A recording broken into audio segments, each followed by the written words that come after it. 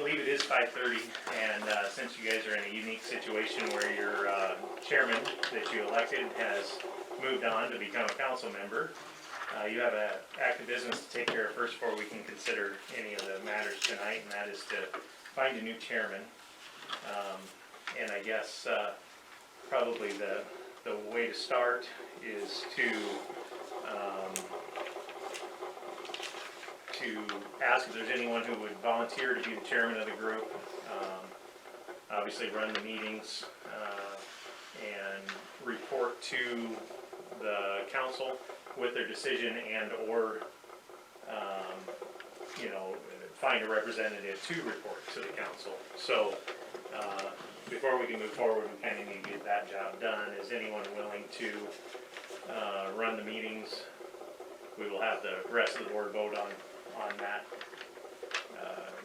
after the fact, but is there a volunteer? If not, we'll have to get a little bit more serious and ask for some nominations and go that route. I'll volunteer. Awesome, thank you. Second. All in favor? All right, Chris, if you're willing to, I'll take care of this part. Is anyone opposed to Chris being the chairman of the board? No, sir. Okay, that's awesome. We will make Chris, and so you should have an agenda in front of you. It's all yours, Chris. See right in there.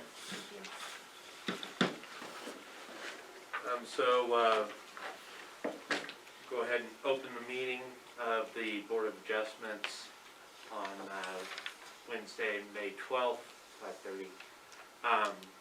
Our call to order,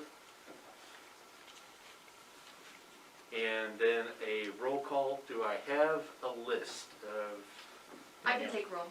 Okay, go ahead. Mr. Sukup? Yep. Mr. Wagner? Here. Mr. Myers? Here. Ms. Smith? Here. Mr. Ford? Yep. Let the record reflect that we have a quorum. And I will get you a list for the next time. Good deal. Discuss board appointments per ordinance. You already did yours. Basically did that, but we needed you to be able to run. Before we discuss leadership, we have to have the leader. And I use that phrase very loosely. Okay, so order of business, public hearing, request for a variance from OPN Architects on behalf of the Alburnett Community School relating to the property located at 131 Roosevelt Street and described as, let's see. That house 528 feet. Yeah, Yep. that's just legal. Illegal. And the coordinates as described in the agenda. I do have one thing before we get started. You guys all got I'm assuming you got the notification that the recommendation from the city's lawyer was for me to recuse myself and to omit myself from any discussion. I did take that as a recommendation, and I would like to go through this page 22 just briefly go through this page 22 of the training that we got when we started, just to let you know my thoughts on that. The first thing that, what is a conflict of interest? I was able to answer no to all of the questions, of the 3 questions. One is a familial relationship with the applicant or landowner, that is the school. I do not have any family relationships with the school or anyone that works there. The financial dealings with the applicant or landowner, I do not have any financial dealings with the landowner, that is the school. Any financial interest in outcome, and I think that that is,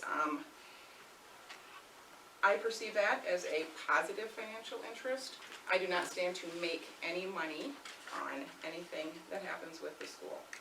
So I was able to answer no to all of those questions, and I feel strongly that I am allowed to continue to remain on the committee and discuss openly and freely and ask questions as I see fit. I will, however, understand if everyone believes I should recuse myself from voting.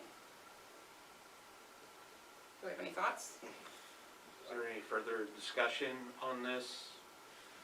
I mean, as far as financial, what was the last question? a financial interest in the outcome, so, without any further, anything to follow that up, I do not have a positive, I will not make any money Right, no, but I, on as I objecting or, hear that, to me, Either way. that's positive or negative. You know, Okay. I mean, if an interest, you know, whether that changes the value of my property or whatever the case may Right. be. I understand that as far as the financial interest. I don't have an issue with you staying on the board, but I just wanna clarify that last Okay. statement, to Well- me, means positive or negative. it does go on to say that the interest must be direct and definite and not be remote, uncertain, contingent, unsubstantial, or just speculative. So we can speculate, Mhm. in my opinion, what the result might be, but, that is it. So I do believe I've answered those 3 questions honestly, and feel that I, have the right to remain. I just wanna clarify, when we did reach out to the attorney, the conflict of interest, there's always gonna be ambiguity there. There's case law that he referenced in his recommendation about the recusal, so that's all I just wanted to say. Okay, but it is a recommendation, and I do have the right to Correct. speak to my conscience, okay. And then as far as voting, does anybody, I personally don't think that I have, that it's an issue. I'm an adult and I can read the law and vote by the law as required. I would leave that to you. Okay, then I choose not to recuse myself from either one. Any objections to that? Well, I can't override a lawyer, but I mean, he's made his recommendations, but she's went through and pretty much proved that everything that we're gonna do, that doesn't affect her, so I guess I don't really see anything either. Sorry, the lawyer recommended that she recuse herself. Sorry. I mean, you see it in Cedar Rapids all the time when Hart's recusing himself because he's a lawyer and he knows the kickback, but And I apologize, what is your position? I'm sorry, I should have said that. Our property is the only one that is directly affected, by the building of the auditorium. Okay. The 2 items we're discussing today.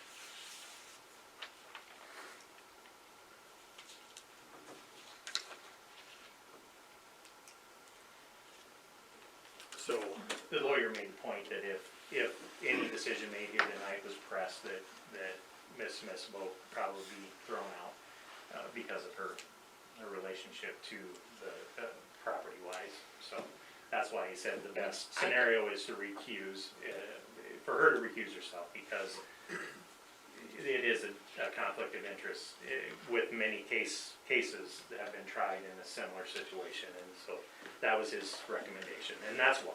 It's not because, you know, of any other reason. It's just that her property is adjacent and affected by this request, so. so with it being a recommendation, She could vote, I'm just saying, if it was ever Okay. suit brought of any kind, that her vote would probably be thrown out. Just based upon case law. Exactly. Precedent has been set, so. so is there more of a decision that we need to make as a board, or is that, since? No, just so you know You that have as you to, go right. move through this, Yeah, that it that's just, what it just states that it must be done prior to the hearing. I just didn't want you to get any further without having Sure. discussed that, and letting you know that I did give it some thought according to the workshop materials that were given to us.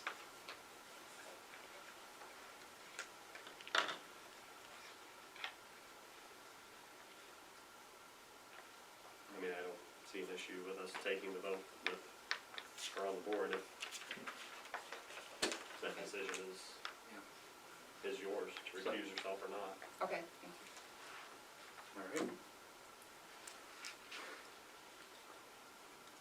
So,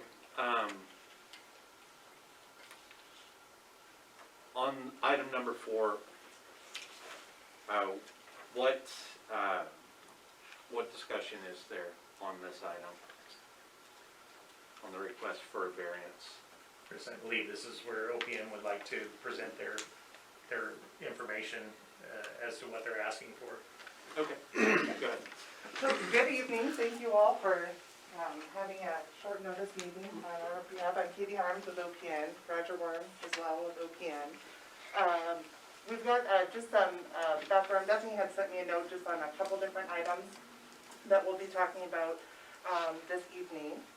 So the first one is actually the CTE edition. The property map that they have received from Lynn County had a mismeasurement on it with the setback requirements, which actually was calling for 21 feet, and actually it's 37 feet. So this isn't something we would have ask a variance for, that's just more of a clarification. So basically in this footprint, that existing north wall of the existing school, it runs, east and west, parallel to the north property line. Our addition just follows that same line straight to the west. Actually, the eave height isn't that much different. So the mass of the building, just think of taking that existing building and stretching it out. Sure. We have a little bit different roof line, but on the north, it seems like everything falls within the perimeter of the setbacks and the zoning requirements. And the height requirements too. This is just an elevation to show you and give you an idea of the existing school over there on the left. We've got a link connector, and then the new, which is 18 and a half feet, so we're within. The multi-purpose building is the next one. This, as far as setbacks, again, this was giving you a lay of the land. This out south of town at the athletic complex. So we're within our setbacks. There's no issue there. But the height requirement would be the variance we would be requesting on this one. So currently, the corner here, or what we call the eave, is at 26 feet on the outside. The very top and the ridge is about 30 feet, what do I have there? 30 feet 10 inches. And this is just more for the function of the space of what's going on inside. Volleyball requirements have a 25-foot height clearance for a volleyball court. So we have that outlined here in the red box, and then everything else about that essentially is the structure. So it's really a function of the space and the use within it. So the variance on this one would be for a 30-foot 10-inch tall building to the top of the ridge. I apologize, I think we had a miscommunication in Oh, our did meeting. The building height requirements, max is 35, so you don't need to. Oh, carry okay, this so on. we don't, I'm sorry. I was thinking, okay. there. We're good, okay, we're good, never mind. So we're good there. All right, and then the last one was the Performing Arts Edition. So we have looked at the setback requirements for front yard, side yard, backyard. We're okay in the front yard along Roosevelt Street. But the question and clarification we had for Bethany was, what is considered a side yard, a front yard, and a backyard? Because this building has many elevations, many ins and outs, so that is just more clarification that we needed from this board. So I can give you a little bit more background on this. The process, as you can imagine, is very involved, and it evolves over quite a bit of time. We kicked off this project in November of 18. It seems like a blink of an eye, as we all know how time goes, but in November of 18, we had our first kickoff meeting to actually move forward with the project, and there was probably a few months maybe before that it was starting to take shape, but in November was where we kicked it off to go for a bond vote, which would have been in April of 19. So in those months from November to April, we started building the program of what the district was looking for, and it was the auditorium, the CTE addition, just kind of scattered remodels throughout the school, as well as the facility south of town, the athletic facility. So a lot of moving parts, but when you start these conversations with the school and with the community, you really don't know where things are going to land until you've sat with the board. We had a facilities advisory committee pulled together of, I don't know how many people are on that, a lot. And it was a nice cross-section of the community that understood the various scope of work that would happen. And from that, what you get is a sense of who will support the needs that are being defined by either the board, broad cross-section of the community members, or just random folks that attend open houses. And in that first bond vote, it failed, as you know. And in the second bond vote, we came back strong with the auditorium and the multi-purpose building together. And really that brought the group, the larger group, collectively together to get on board with the bond vote. So you go from November of 18 to, the second bond vote was September of 19? Or, no, March. Okay. Phenomenal amount of work is done during that process. And we had open houses to walk through the building, again, to just help people see what the condition of the district was, or of the building rather, and kind of wrap their heads around, you know, what are the maintenance needs, what are the shortfalls of function and space, as well as see design plans that we'd put together, locating the auditorium, the CTE, the athletic facility, etc. Probably the biggest thing, though, that happened during these exercises, and specific to the auditorium, were just test fits. It's a big building. There's a lot that goes on with it. You have to have access to the school for students to get to the auditorium relatively easy. Loading in, loading out materials for stage performances, etc. And when you have that big of a footprint on a site like this, the first thing we want to do is just do test fits. Where does it work? Where doesn't it work? So we took essentially that block of space that was defined for the auditorium, vocal music, and rehearsal space, all the smaller support space, and we did test fits all around us. We looked up here, we looked over there. We had this. We just moved that thing. I don't remember how many different schemes we had. And there's quick pros and cons. You can throw out the things that just won't work really quickly, but then you start to drill into what are one or two really good options. And this was it. So then as we geared up for that second bond vote, put all the cost estimates together, again, back to the public meetings and public presentations of the plan, we went into that bond vote strong. And obviously it was supported, so that was a big win for the district. Once you get through the bond vote, then you really roll up your shirt sleeves and get into the engineering of soils, structure, what's it look like, what's it feel like, and really start diving into the details.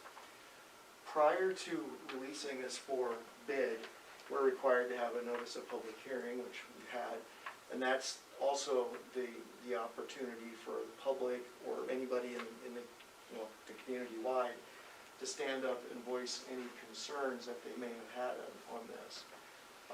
There were none. The project then moved to construction and then was obviously awarded for bid here just a month or so ago. So that's where we're at on the project overall. Specific to the auditorium and the setback, I think that's where we just want to understand how we approached it with an understanding. That's kind of where we're at now. So front door, address of the school is addressed from the south off Roosevelt. So we looked at that as being front setbacks applied. When you move around the corner, now you've got a mix, obviously, because you have the school and the residential properties. They have a very obvious front door, or front setback, and then they have side yards. So what we did in this case, we did not move any closer to their side yard setback, which I think is 7 feet, is what's required. We're actually 8 in our construction. So we came right on the line of that existing CTE addition that's on the building now. So we stayed in that footprint, and then the dimensions obviously to the east is 32'6". We got the 23.7 here. So our plan requirements, we feel, have met the criteria of what's laid out as far as property owners, front, side, and backyards go. The backyards on this one, you know, it applies to the homes. If Christina, if you ever tore your house down, you know, you get into that, how do you build back anything that's already tight to a property line? You may be forced to move. Is that a garage, I assume? Yes. Yeah, clear to the east, but it's just, that's how it works. And then you go for a variance to try to get whatever you want to do on your property to either Correct. stay close. So in this case, I think the only variance that we are looking at is the height. And tell me again what that height is. Or is that the next slide, actually?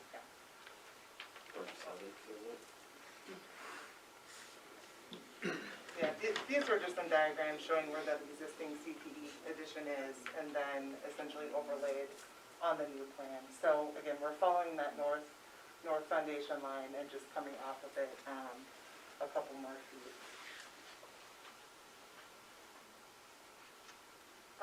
The height on this one is 37 feet 11 inches, and that's to the top of the parapet.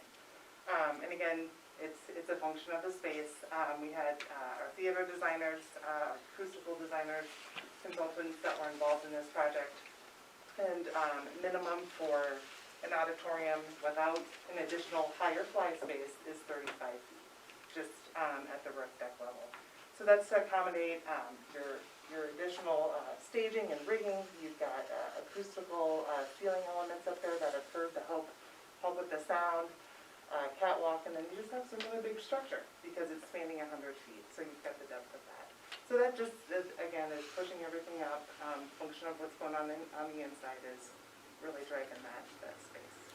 Could you tell me, I hadn't had a chance to look over the detailed plans, can you tell me which direction the stage is facing? South. It's on the south side. So this is So the stage faces Well, south no, it I'm faces sorry, it's on the house. south side, but it Okay. faces north. Yeah, and faces north. yeah. Okay, is this building soundproof? It is built with concrete, which is gonna be the best possible soundproof you could have. So it's a concrete panel, insulation, and another concrete panel. It's called an insulated precast concrete panel. The roof is a special construction that has met for the acoustical reverberations within the space as well. Okay, so can you compare it to, without saying that it is soundproof, would it be comparable to a gym? Oh, far more quiet.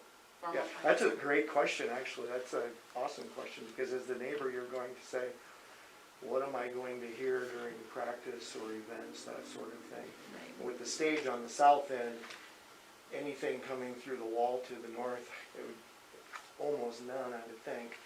You're more likely to hear a heavy truck rumble by on the highway from the outside to the end than you'll hear noise from the inside out. Okay, And usually it's low-level noise, like heavy bass noise, is what gets through walls or structure like this. The high noise you just won't hear. so possible but not probable.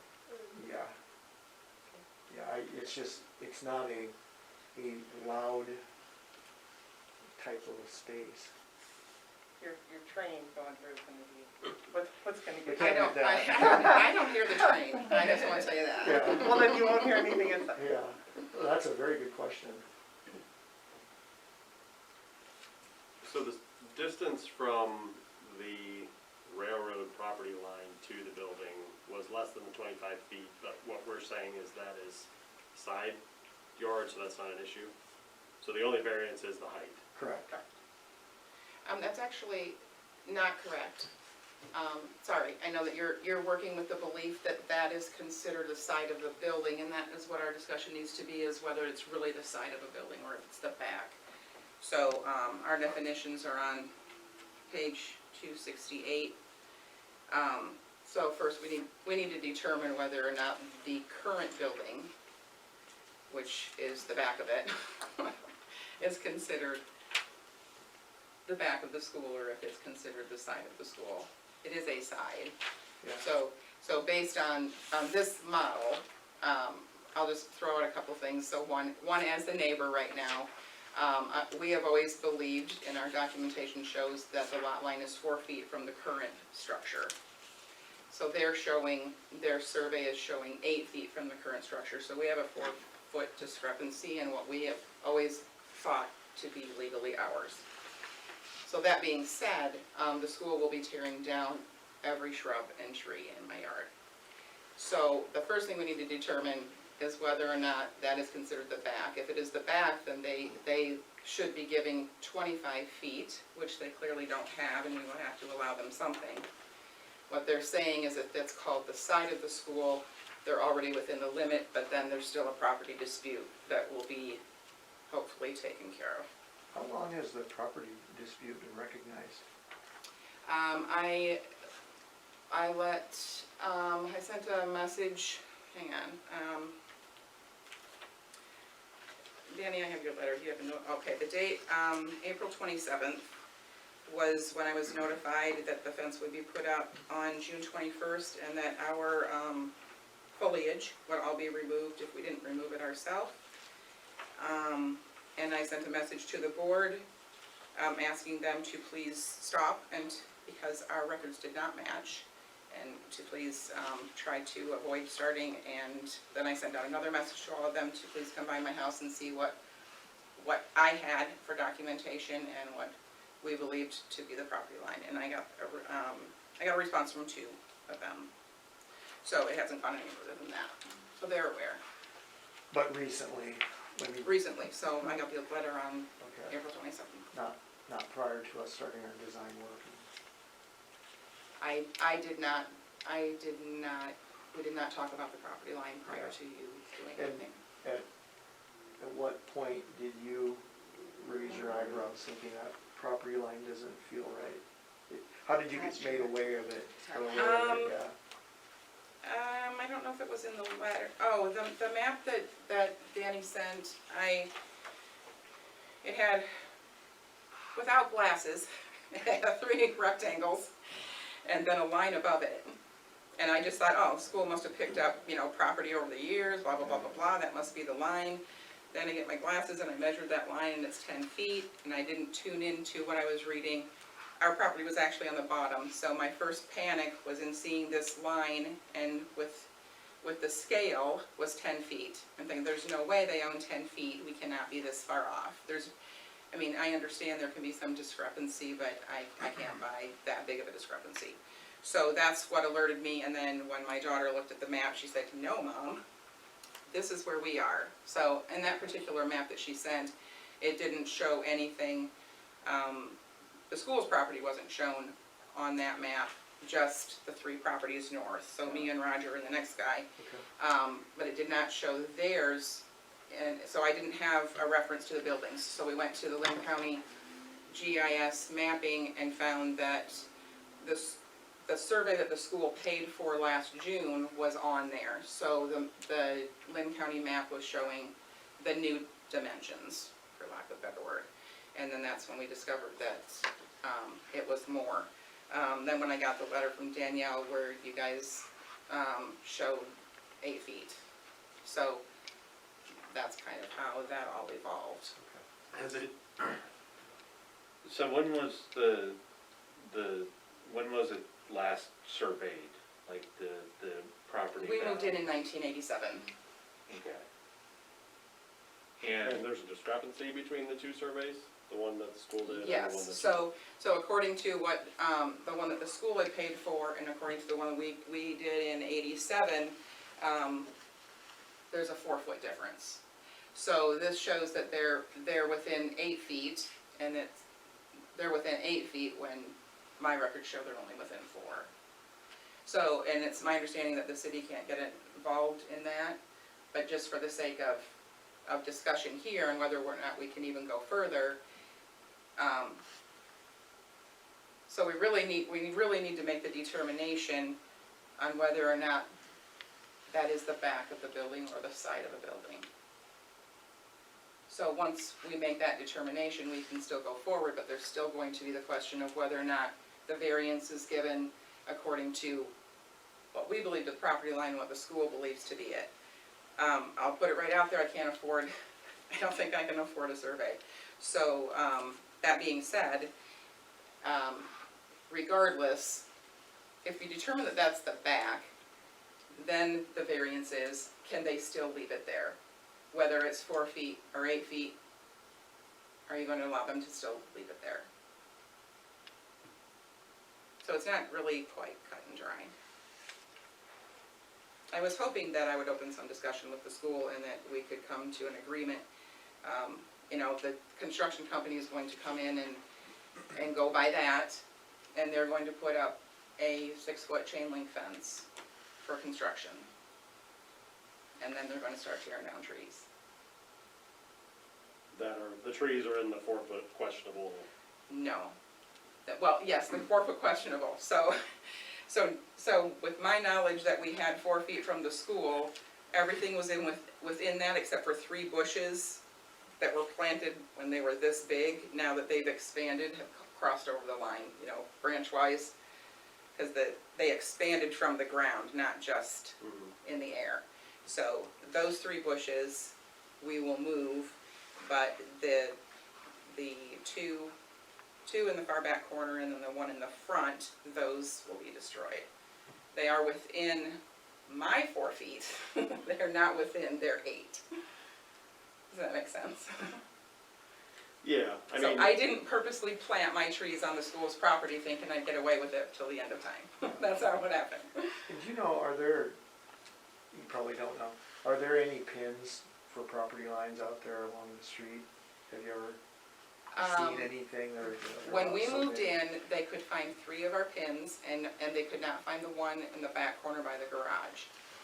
When the men were in my yard to survey last year, the one man said he could only find 1, and he asked me if I knew if they were there, and I said, you should be able to find 3. That man was in our yard twice and didn't come back, and then another man came. I don't know if it was a different survey company, or they just decided he was incompetent, I have no idea. The second man said he couldn't find any of them. I found what I believe to be 1 in the exact location I expected to find it, which is 4 feet from the building. And that building, that new building's gonna sit right at the north side of the ag building then, and the ag building comes down and it follows the same, It does, yeah, you're exactly right. so what's there isn't really gonna change other than construction time, you're gonna need to set scaffold up to lay out a block, brick and whatever, but the building follows the same line. But will be quite a bit higher. Yeah. but so it's not Probably like, be the last new building built in Main Street of Alburnett too. If I could say something, normally in a variance, or in a situation with a setback, a building that's already existing, if they don't currently meet the setback requirements, would be grandfathered in. However, the verbiage is, if there's substantial changes that could negatively impact, the neighboring property owner, then a variance would be required. which I'm assuming your garage is grandfathered in, or there was a variance at the time that was done, 'cause it's. Yeah, we actually replaced our garage and I can't remember who we talked to, he okayed everything we did, and it wasn't, the city didn't have the formal requirements that we have now. Or follow through with them, whatever the reason was. So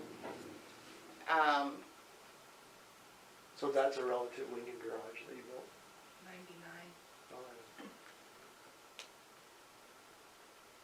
As far as the survey goes, do you remember, Christina, when you bought the property, did you actually have a Sorry. survey crew come and, Yes. or do you just, because most properties get sold with the recorded dimensions that are in the, I mean, We did you paid actually for a have survey, I did not view them doing it, but we were told that they could only find the 3 pins. Okay. And then it was confirmed by our neighbor Roger that someone had lived there in the past, pulled that pin because they didn't think it was right.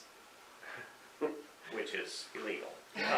And the other part is, from 1987, there would have been an engineer's cap on that piece of rebar. So if a rod was put in from roughly in the 70s, early 70s, for any reason for a survey, it would have to have an engineer's cap on it. So if a piece of rebar was found without an engineer's cap, there is no guarantee that that is a lot line. Right, but they also So replaced the sidewalk since then, and it is close to the sidewalk, so it probably easily. That doesn't necessarily, every project we've done in town with sidewalks, if a property pin is disturbed, we have to put it back with an Right, engineer's all I cap know is on it's it, in the so. exact spot I expected it, so, I'm curious, do you have documentation that you could take to the county and rectify the situation? Because, that's where the survey is derived from, is from your legal description that's on your abstract. So that's why I'm right, asking. and I know that it's my responsibility to handle that, and we don't have to take up everyone's time with it. I just want you to be aware when we're going to grant something or grant a privilege, that there is some discrepancy. So if that is the truth, then do you accept it? And if it turns out to be not the truth, then what will happen? does that mean we start from square one, we come back, or we say, okay, we accept this, we vote yes, according to this plan, we will accept that it's a side yard, that's just a rhetorical. So let's say we accept it's a side yard, we, say that that's the property line, they're within the border, you can say yes. If it is determined that that is not the correct property line, then what? Will they pull the building back this way 4 feet, or do they not have 4 feet to pull it back? I don't think that's a decision that, Right, we're not, yeah, we're Right. just, I guess at this point, making a determination whether the height restriction is, I mean, we have to go by, I guess, what the survey, the most recent survey Okay, says. so As a then it's a group. moot point. So then as far as it being the back or a side, in my opinion, for the sake of discussion, it is clearly the back of the building. So the building stretches from this way to this way, this is the front of it, and that is the back of it. I do not see that as logically the side of the building. I unfortunately disagree. The back of the property is the back property line. Anything extending off that back property line would be the back of the building. You're dealing with the side of the structure and also the side of your structure, so that would make it the side of the building, from the way that I understand and read things. That's my And that would be take on logical to it. me too, because, I mean, being the, So Just then you're because, just saying, because your property lies parallel to the back of the property does not make your property the back. Does not make their property the back of their property. It's all part of the So- side of the property. so you're saying that they have two fronts, the school has two fronts? No, I'm saying their front is the Roosevelt Street side. Right, that is the front of the building. So the back of the auditorium, the back of the tech wing Lays on right the now side of the is on the property, back of the property. side of the property.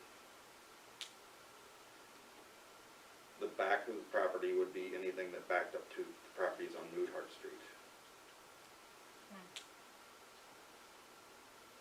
And that would be where your setback would come in. So if all three of those houses were gone, that would be the back of the tech room. Right, because then it would back up to the properties on Moodhart Street. Okay, so, the definitions regarding front, It doesn't really matter, that's my opinion, I gave my opinion, and oh, that's, we can ask other people their opinion. okay. And I agree that even though that part of the building faces the north, that's not the back of the property. That is still more of the side of the property. And that, I agree that that's viewed as a side yard. Otherwise, every single building that has a south facing could be considered, you know, having a backyard.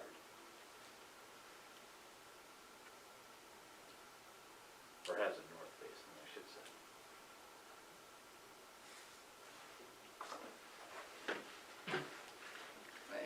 Anybody else? I mean, I still see the tech wing, the line that is that faces my yard, I see that as a back of a building. It's not in the back of the property, because it's not by the back property line, but it is the back of a building. So when you take a picture of the school, you face the front, and the opposite of that is the back.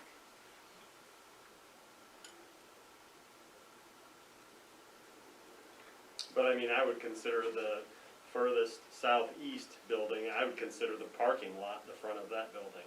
So it's odd because this has so many different footprints, you know, all of these different buildings have footprints that don't necessarily, I mean, it's hard to stand here and say, oh yeah, that's the front of the building, because as I walk into the front of the elementary portion of the school, I consider that on the, you know, on the east side. So I guess I understand what is being said by definition. The front of the building is Roosevelt, the back is Moodhart or wherever. It seems like there's kind of the property lines are in a different spot than what or it kind of jogs in different directions. And just even the physical address of the building, it's Roosevelt Street, right? Means that faces Roosevelt, that's the front. Faces this way, that is the side.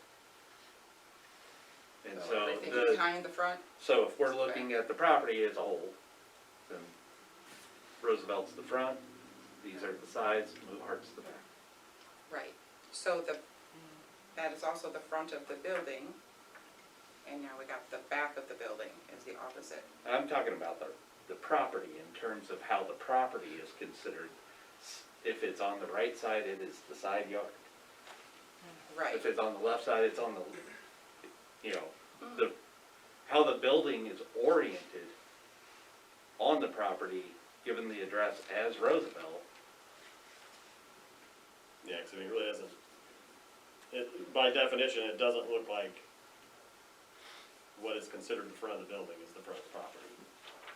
I mean, they talk about the property. Each lot shall have a front, side, and rear yards, not less than following the depth and width. So,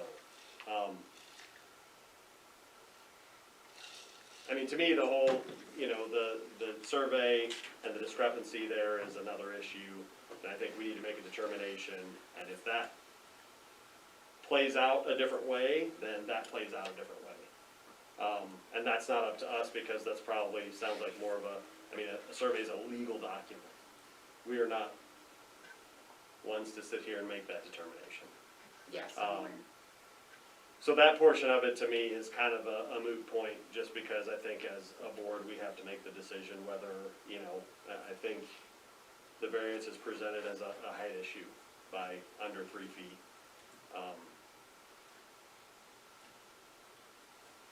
I mean, I kind of agree that, and besides the fact that we're dealing with a building foundation, or, you know, what the CTE or whatever you guys called it, that is already in this footprint.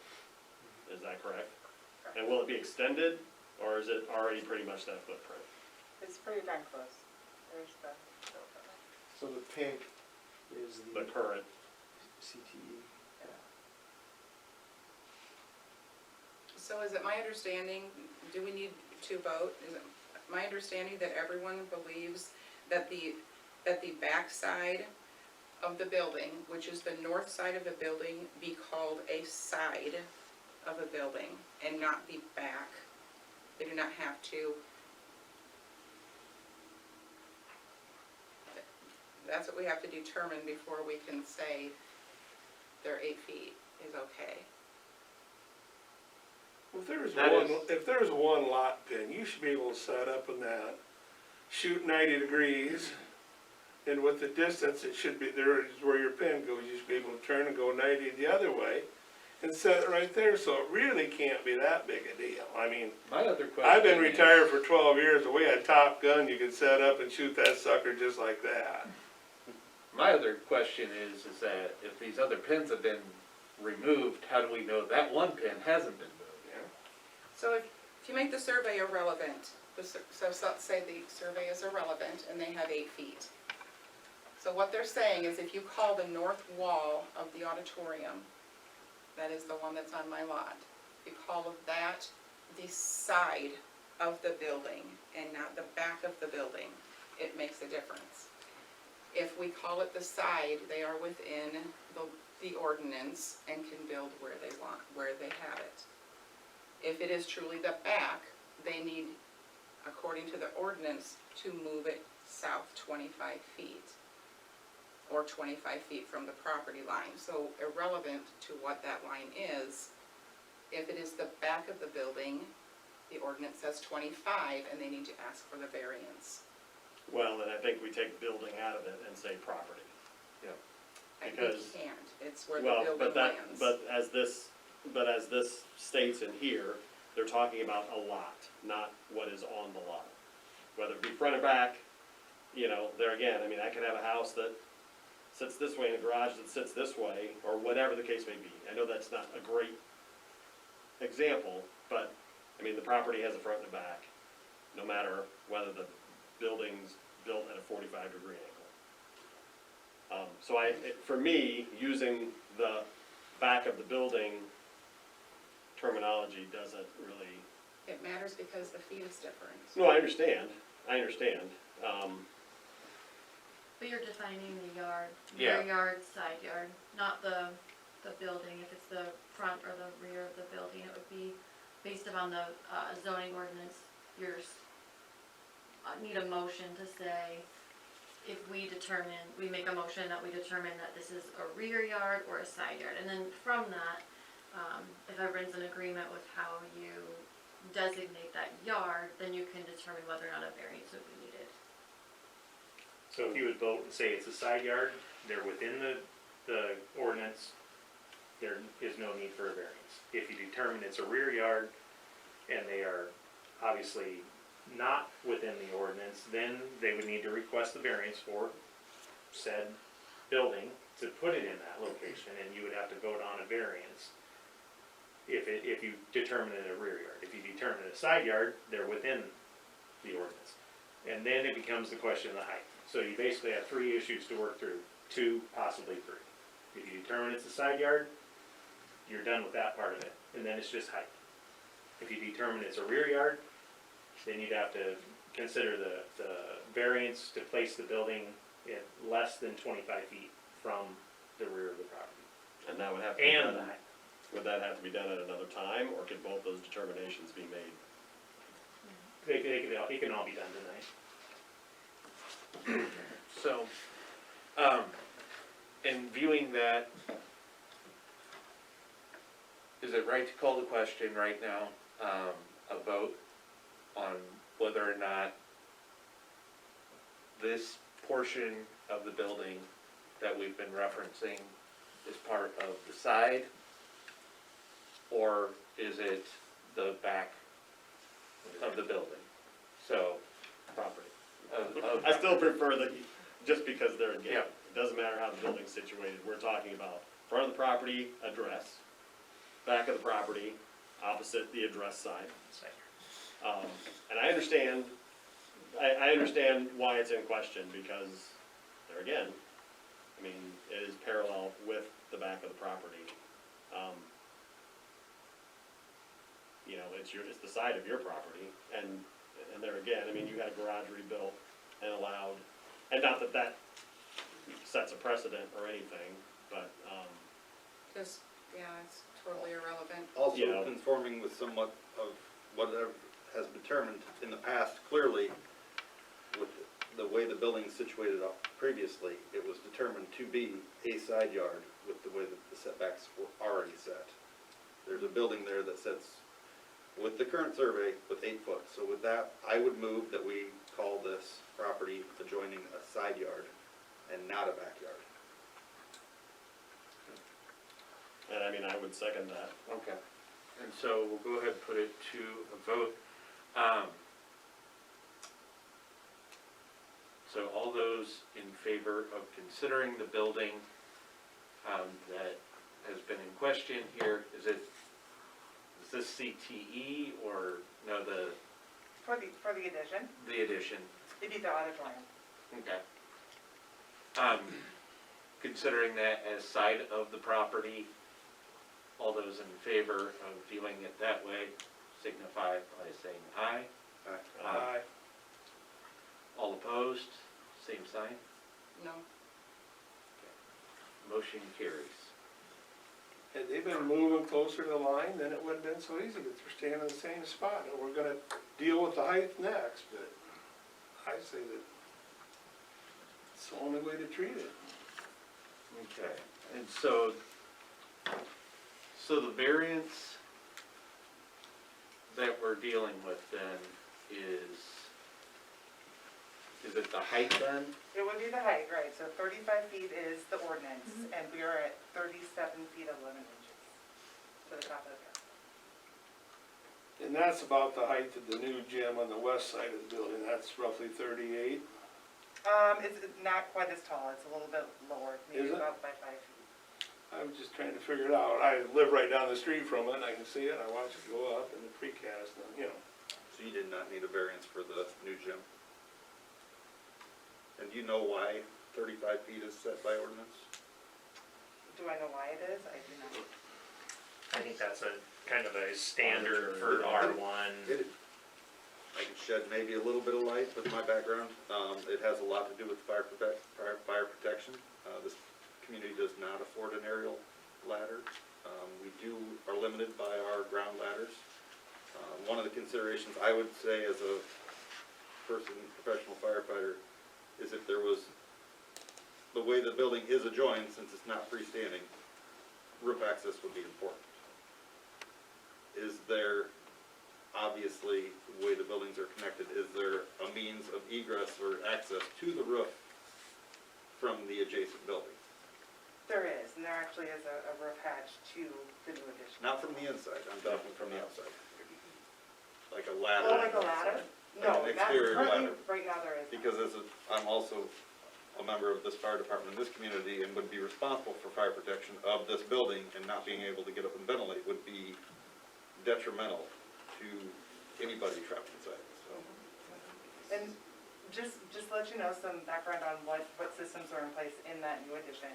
We have a 2-hour firewall that essentially is between any part of the new addition and the existing. This entire new addition is fully sprinkled. And then we have smoke vents that are tied into the fire line. They're all automatic. So when they open, you've got a lot of. Lot of ventilation. Lot of ventilation coming out. That's good to know.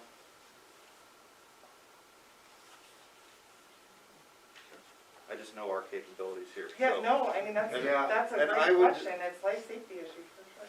Obviously, I can't make you guys change your plans, and I'm not asking you to, but the consideration would be some type of, I know what Linmar schools are like, and I know the way that their roof lines, is they're a huge sprawling campus, and anywhere on that building, you can get to any roof when you're up there, from different ladders, so.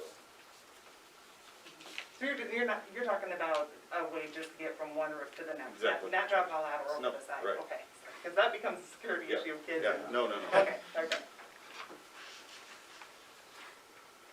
I personally don't see any reason to make it go higher. They've already come down quite a bit. Their dream auditorium was 50 feet. If the school purchased land and had it zoned appropriately, they could have exactly what they wanted.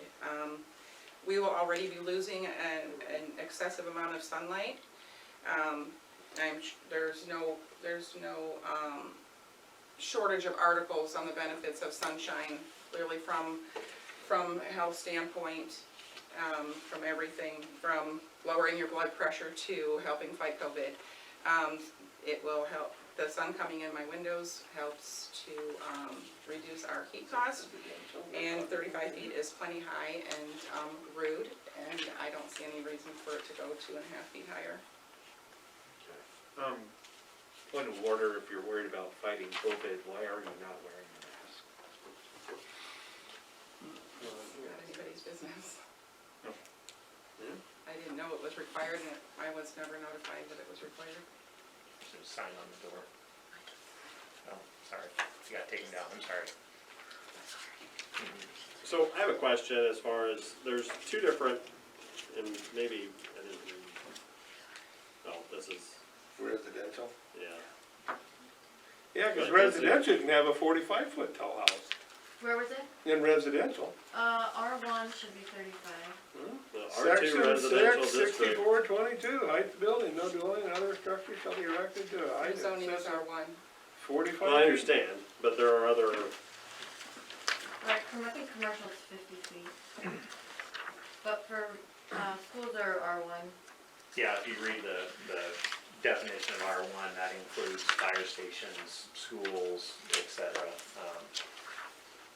Larger cities obviously have a more elaborate ordinance in place in their zoning package for these kind of things. We've done our research too, and a lot of cities have exceptions, and they have basically another set of rules for these large buildings that are traditionally zoned R1. As a neighborhood type of structure, they have a slightly different set of rules.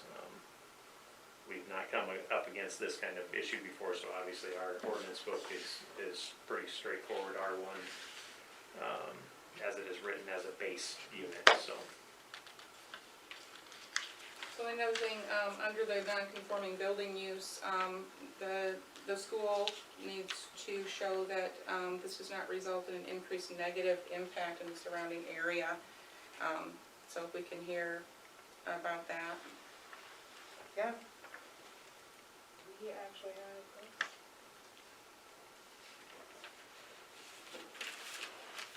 Just some talking points on that, and we actually look at it as a very positive thing for your community, and what you are, or what it could bring and attract as far as staff and students. There is not a performing arts space. Obviously, it was passed in a bond vote that was in favor of the entire community. There are different things that we had looked at too, with even the placement of where the building was going to go. And again, traffic flow, right now it's in the best possible location.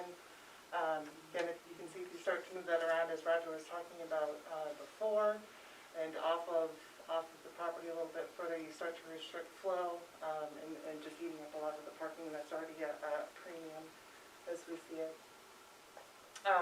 There is the nice connection to the school campus, because right now everything is connected. So you have that versus putting it off-site. So you'll have the band and vocal, which will be included in that as well. And we actually think the community as a whole, just property value, and again, attracting people to the community for what the school's providing in the district. I'm sorry, go ahead. Well, quick question while we're on this. Will this be allowed to be used by any other, like if we had a performing arts thing come in for Mannheim Steamroller? It'll be allowed to be used kind of on a rental basis, or how would that? Okay. Yeah. And that's part of the driver, even how it was located for community access, but still maintain security for the school. So you can come in and access the facility without going into the school. Sure.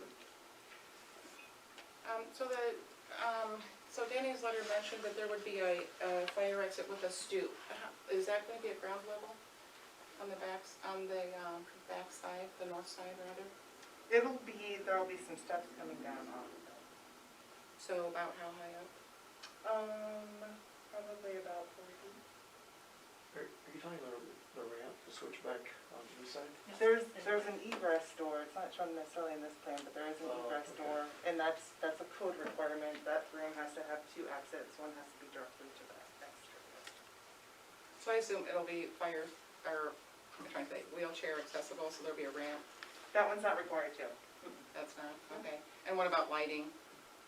There will be emergency lighting around the building on the south and the east, and I don't believe we have any actually on that back side. No light on the back side, on the north?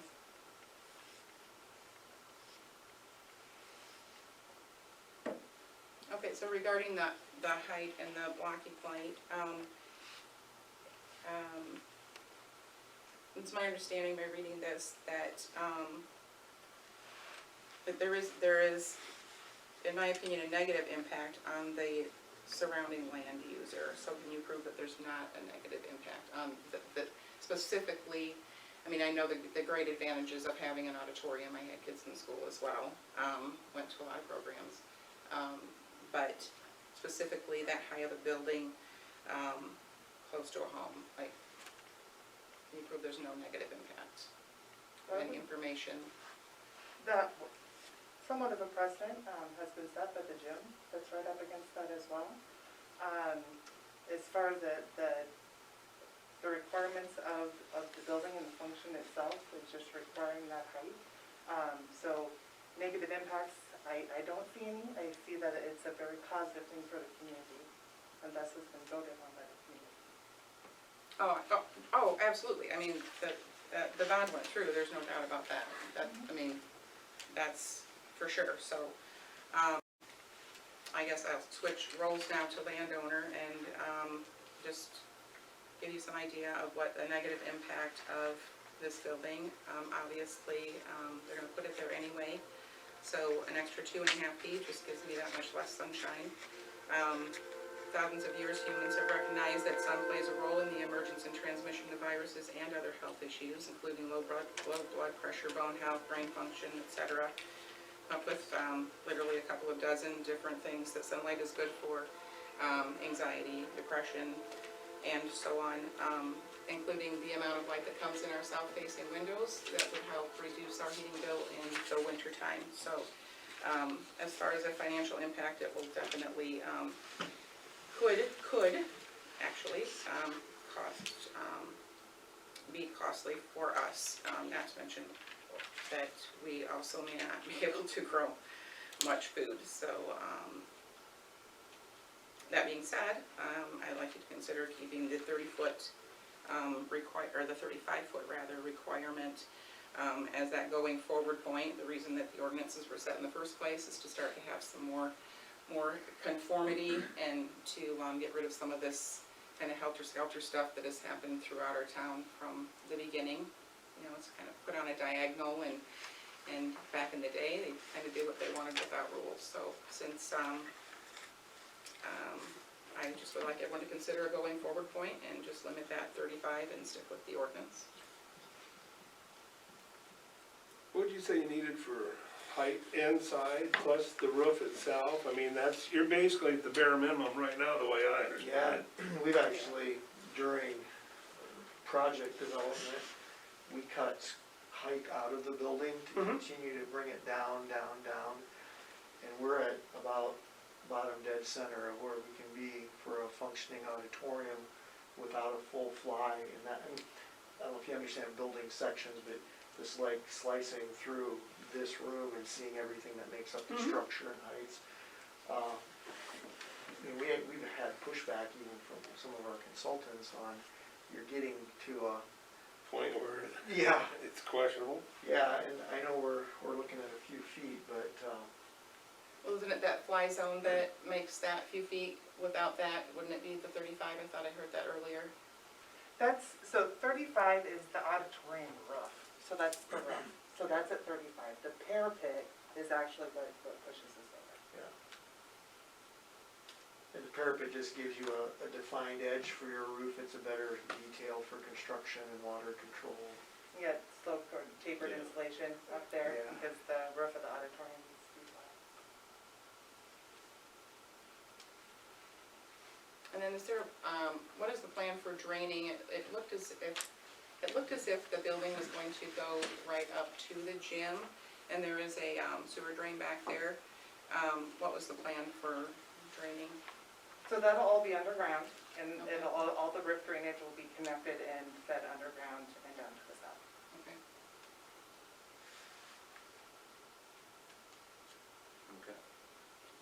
Okay. Any further discussion? I mean, I understand being the neighbor, you know, having concerns. You know, when you're that person, it's tough to sit in here and think of what this brings to the community. But it's also tough, you know, for me to sit and ultimately I think it's good. And like I say, I understand it's very difficult to be the person that it's affecting, if you feel that it is going to have an effect on you. With that said, I mean, I would make a motion that we approve the variance. I think ultimately it's a good thing. I'll second it. So, motion on the floor to approve the variance from the zoning ordinance for the auditorium. All in favor signify by saying aye. Aye. All opposed, same sign. No. Aye. Motion carries. So,